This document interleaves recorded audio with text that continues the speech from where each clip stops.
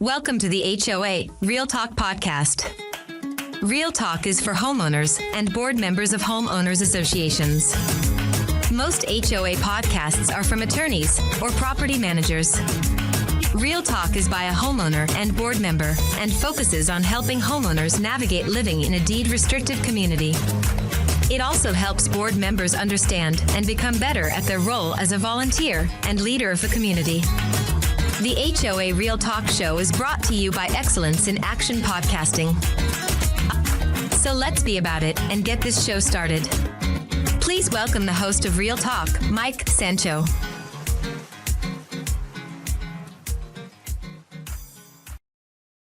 Thank you, Grace, and welcome back to HOA Real Talk. In today's episode, I'm going to share some advice for board members on how they should prioritize their work as an individual and a collective board.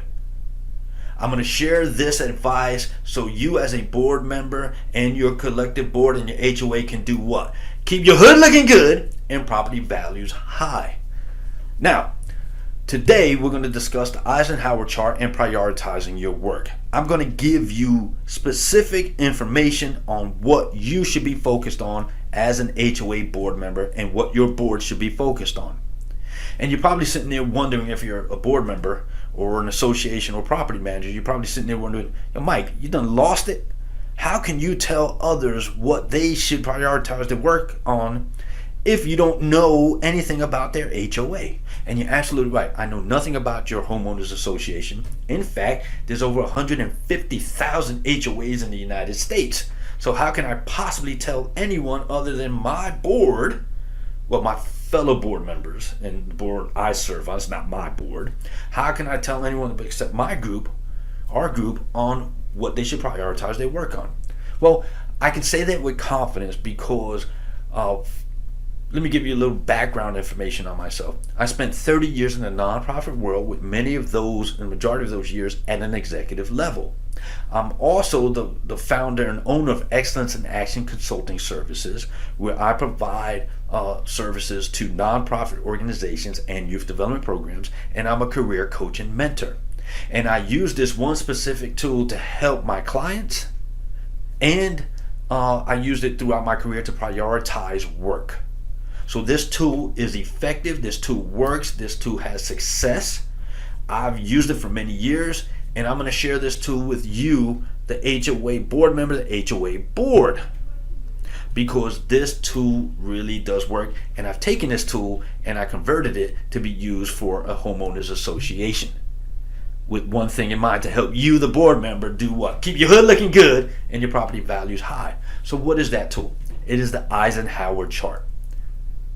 You probably wondering, is it named after former President Dwight Eisenhower? Absolutely. So Dwight Eisenhower was a phenomenal leader who used this chart to prioritize work. In fact, he used this chart as a method to help launch NASA. Yeah, that's right. NASA was launched under his administration, and he used this tool to help launch it. So what is the Eisenhower Chart? I'm going to put it up on the screen in a second, but before I do so, I want to share with you the premise behind the Eisenhower Chart. Because Dwight Eisenhower, former President Eisenhower, thought this. He always said, what is urgent is not necessarily important, and what is important is not necessarily urgent. And so when you think of it that way, let me repeat that. What is urgent is not necessarily important, and what is important is not necessarily urgent. When you think of things in that manner, you can start to realize where you should prioritize your energy and your efforts towards, right? So here's the Eisenhower Chart. It's up on the screen now, and look at it, right? Across the top axis, you have urgent and not urgent, and on the left axis, you have important and not important. And we're going to go left to right, just like we're reading, and there's 4 quadrants. On the top left quadrant, for what is urgent and important, you have do. And on the top right quadrant, for what is important but not urgent, you have decide. And then we go to the bottom, for what is urgent but not important, you have delegate. And for what is not urgent and not important, you have delete. And so I'm going to go through each one of those, explain what each quadrant is, and give specific examples on how you as a board member can use the Eisenhower chart to prioritize your work and focus on what is most important to keep your hood looking good and property values high. So let's jump right into it. We're going to start at the top left for what is urgent and what is important. The do box. This area here, this quadrant is designed for you to tackle items that if you don't address them, they will have dire consequences for your community. I like to call these stop and act on them right now. If you don't do anything, if you don't stop what you're doing and focus on these items that are urgent and important, there will be dire consequences for your community. It could lead to lawsuits.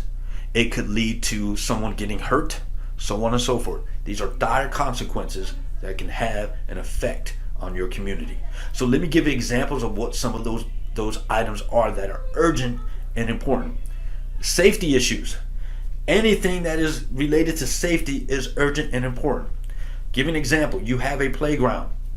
I live in South Florida. It's hot. The sun is beaming. Our playgrounds, the metal will rust, and some of the plastic will grow weaker over time because they're burnt. Okay, a couple of years ago we had a playground set that if a kid was in flip-flops, they could have gotten their toe cut off. We immediately acted and shut down those playgrounds and replaced them as soon as we can. That's an example of a safety issue. You may have a cracked sidewalk in your community that needs to be repaired before somebody trips and falls. That's an example of something that is urgent and important. Natural disasters. Planning for natural disaster, putting your action plan into place when a natural disaster is on its way, and the work you do after natural disaster is important and urgent. You have to tackle natural disasters as an HOA, and as a board member, you've got to be part of that process. All right? The aesthetics of your community. Right? Keeping your hood looking good. That's urgent and that's important. Why? Because if one home, let alone 10 homes, look like trash, it brings everyone's property values down, and then somebody's trying to sell their home and they can't get maximum value. So the aesthetics of the community, when things are not going well, you need to stop and act on it because that's urgent and that's important. So that's the do quadrant. That's the things that you need to stop and act on, because if you don't, there will be dire consequences for your community, including possible lawsuits, people getting hurt, property values dropping. All right? We're going to go down one quadrant to the bottom left, and we're going to tackle now what is urgent but not important. This is an area where your expertise is not needed, or as I like to say, your authority as a board is not needed. So things that does not need board level decision making or board level expertise on, this is the delegate box. These are things that you're going to let somebody else do. What are some examples? If you have a social committee and they're putting together a 4th of July barbecue, all the board needs to do is approve the barbecue. How the barbecue is run, let the social committee run the event. Let the social committee handle that. That is something that you delegate. You don't need to be involved in that. Approve the budget, have a recap meeting where they're sharing all the successes of the event and things that they need to improve on.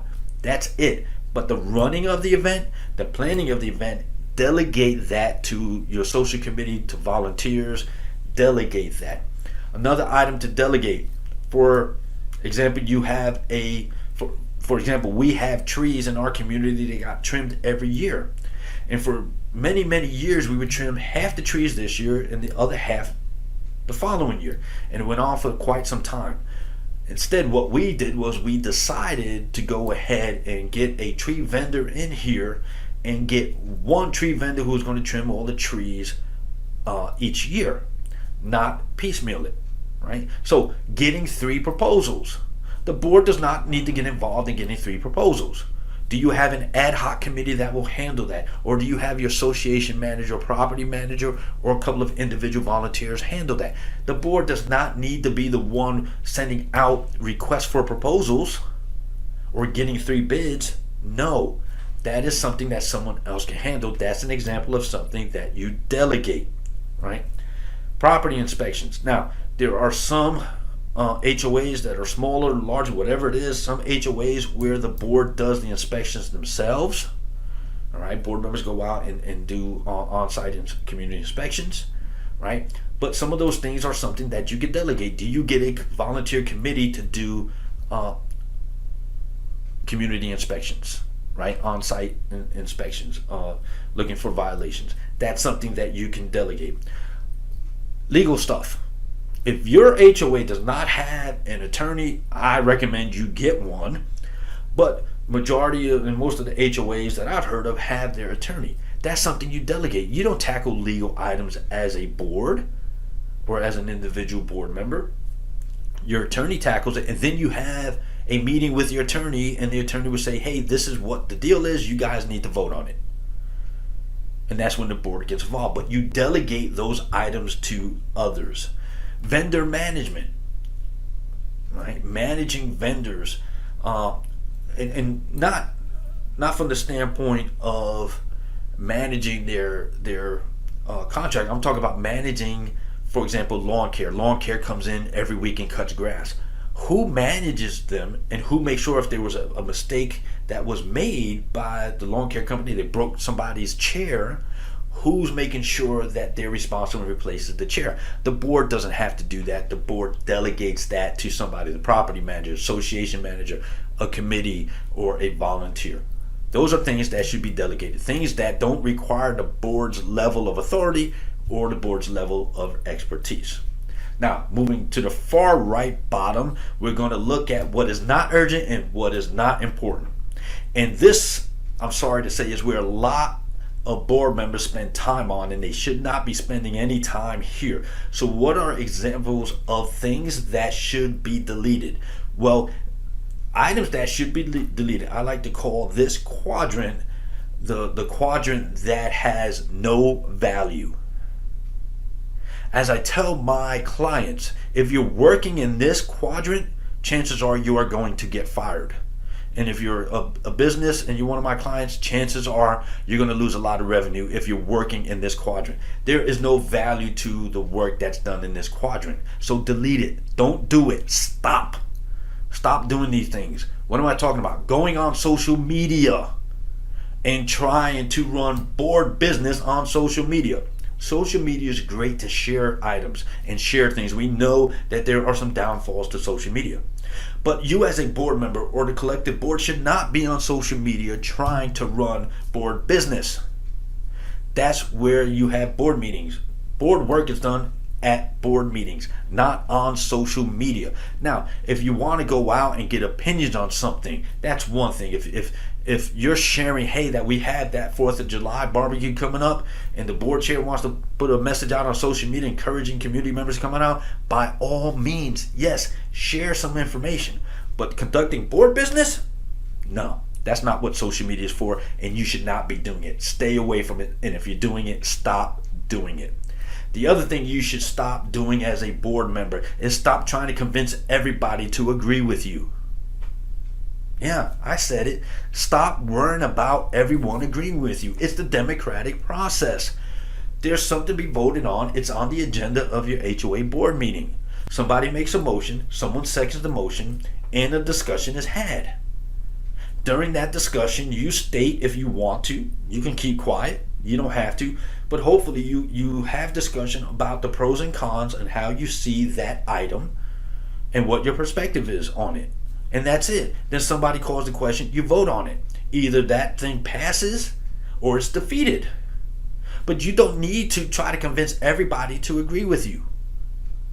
That's a failed premise. The democratic process is you get elected to represent a mass group of people.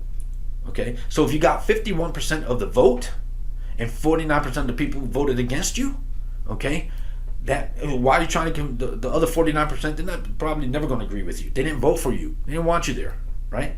Same thing. If you had 75%, whatever, okay? It's the democratic process. Motion, second, discussion, vote. You don't need to have everybody agreeing with you. You make a decision what you think is the best interest of the community that you're serving, and you go and you live with that and you deal with that. Okay. The other thing you should stop doing is stop listening to every homeowner complaint. Stop listening to every homeowner. All right. Homeowners, when they get a violation letter, then everybody's wrong. The world is against them. No violation letter, 90% of the time, or more than 90% of the time, everything's fine. Everything's easy peasy. Everything's going smoothly until they get that violation letter, right? Then everybody wants to be heard, right? It goes to your property manager. Let your property manager deal with it, right? The homeowner has avenues of getting it before the board, right? Wait for it to come before you as a board that is on the agenda. Do not try to get out there and try to hear it ahead of time. Let the process play out. Too many times board members get involved on trying to hear everything that's going on in the community from every homeowner to try to address it. That's not your role. That's not what you should be focused on, all right? Let the process play out. Don't circumvent the process, okay? And my favorite one, stop micromanaging, right? Delete the micromanagement part of what you do as a board member. Now, if you're micromanaging your property or association manager, shame on you. Okay? Here's why. Number one, they are the experts, right? Let them implement their expertise. I'm going to make up a word, right? I've said this for many years. I made this word up. Let the experts expertisolate. Let them do their thing, right? You hired a property manager because they have experience. So the property manager has 15 years experience or 10 years of experience. It's a hell of a lot more than I have. I've never been a property manager. And if you're a board member, chances are you have not been a property manager. So why are you micromanaging them? And if you've been a property manager in the past, how dare you micromanage the property manager? You know how challenging and difficult it is to be a property or association manager, so you should know better. But stop micromanaging the property manager. Nothing good comes out of it. You're wasting their time when they can be out in the community serving your homeowners. Instead, you're there micromanaging and asking 9 million questions to explain every little detail. Stop it. Okay. Now, I will say this. Little sidebar. Time out from the Eisenhower Chart. Let me break away and explain micromanagement. And there's 2 times when it's appropriate for you to micromanage. If you have a new property manager that's new to your community, then micromanage them at first. You are not actually micromanaging them in the micromanagement sense of it, but you are going to micromanage them because you want them to get acclimated to your community as soon as possible and understand what the expectations are. And you're going to help them get to know your community. So you got to micromanage at first. The second, and then once they get it, let them go. The second reason you micromanage a property manager is because they're not living up to the expectations that you set. They're not doing their job, and you're going to micromanage them to either get performance back to where it belongs or to get them out of here. Right? But micromanagement should only be at the beginning of the relationship and at the end. In between, stop micromanaging. And now we get to the part where I'm telling you the majority of your time, I'm pointing at you, that's right, you, the board member. This is where you should spend the majority of your time, and you should encourage your board to spend the majority of its time, and its focus should be here in this quadrant. The quadrant that is what? Important but not urgent. The decide box. Remember, it is important but not urgent. This is where the future of your HOA takes place, right? I like to call this quadrant, I define it as doing the things that move the needle for your community. Doing the things that move the needle for your community that will do what? Keep the hood looking good and property values high. These are the things that take long-term time and efforts to accomplish. It's not happening overnight. What are examples of things that you decide and should be focused on that are important but not urgent? What's going to move the needle? If you have a reserve study, you're focused on the reserve study, making sure that you have the cash in reserves, making sure that the projects that's supposed to be due next year, 2 years down the road, 3 years down the road, that you're getting those projects done, right? You collect money for reserves, not to keep the money, to spend the money, right? To keep your hood looking good. So if you have, for example, an irrigation system, okay, you're looking at down the road, when do we need to replace the irrigation system? I'll give you an example. With our system, we had to navigate replacing the system, which is going to cost us between $75,000 to $100,000, or fix it now and expand the life for another, if we did that, the whole system is going to last another 3 to 5 years, right? So you spend the time making those decisions. If you don't have a reserve study, you're going to focus on getting one. That's what you do. That's what you should focus your energies on. Okay, reserve studies. Either getting one done or maintaining and keeping your reserve studies active and following the reserve study. Another area that you should be focused on that moves the needle: vendor management of contracts. Okay, vendor management of contracts. Start with your property manager or the property management company. Okay, are they doing a good job? What are other management companies doing that's out there that your management company is not doing, that can be doing? Evaluate your property manager or the property management company. That's the key position in your homeowners association. You should manage that. You should focus on that. And remember, don't micromanage the person. You're looking at it, okay, what is spelled out in our contract? Are we getting those services? What can we add to the contract next go around that will increase our property values, that will help us keep our hood looking good? So you're focused on those things. I share this with you. We have a company that comes in and cuts our grass. Last year, the contract was in its final year of the contract. So as a board, we worked to do what? We were satisfied with the lawn care company. We worked with them to get a new 3-year contract. And I know, as the treasurer of my HOA, I know the exact cost of what we're going to spend on lawn care this year in 2022. I know what we're going to spend in 2023 and in 2024 on lawn care. Now, that was critical because we got this done before inflation shot through the roof. So vendor management, manage your contracts, not letting them expire before you decide to go out and do something about it and get a new vendor or renew a vendor's contract. All right. Planning for rainy days. Okay. I live in South Florida, so we always get the threat of a hurricane. All right. So I said earlier, right, reacting to, right, in the urgent and important box, reacting to natural disasters. What I'm talking about here is planning for rainy days, having that action plan in place. Do not wait until you get that hurricane or tornado warning to sit down and draft the steps that the community should take to prepare for a natural disaster. That plan should be in place, and that plan should be reviewed every year, and that plan should be updated as needed. Right? New technologies become available, new things are available to your community. Put that action plan down on paper if you haven't done so already, and if it's on paper, update it when it needs to be updated. That's the thing that moves the needle. That's the thing that's forecasting. The other thing you should focus on as a board member and as a collective board, you should focus on industry trends. If you haven't done so, just Google trends in HOAs, right? I'll give you an example. The pandemic taught us one thing, right? Trends are going to be that there's going to be a hybrid of what? In-person meetings and meetings that are done via video conferencing, right? So what are the trends going towards that?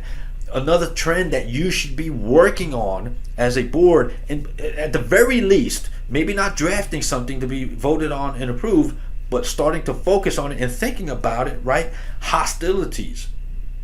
We're in a world where Karens are prevalent. People are getting over aggressive. People are reacting, quickly to with aggression.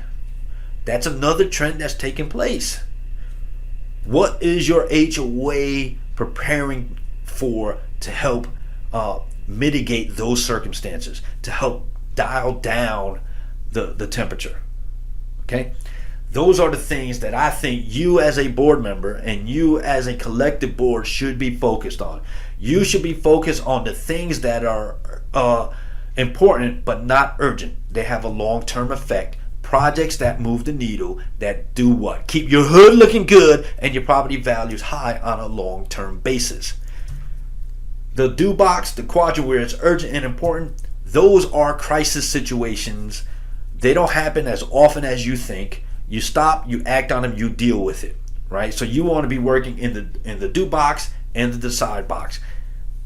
Things that are beneath your level of authority as a board or expertise, delegate it. Delegate it to another committee, delegate it to the association or property manager, delegate it to a volunteer. And then things that are not important, not urgent, you really shouldn't be focused on, stop doing it, delete it, right? These things have no value at all. They're nothing but distractions. Get rid of them. Don't do that. But focus your time, right? So you're going to have one or two crises that you deal with throughout the year. What are you doing the rest of the time? Long-term planning. Doing the projects, the things that what? Make a big difference in keeping your hood looking good and property values high. That is how you prioritize your work as a board.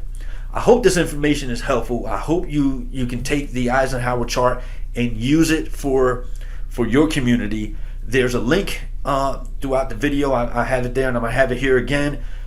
Click on the link to get and download the Eisenhower chart so you have a template of using it, and then work with your fellow board members and work with your association manager, your property management company, your vendors to really put in things into place that will move the needle and focus your energy. Most of your time should be on that important but not urgent quadrant.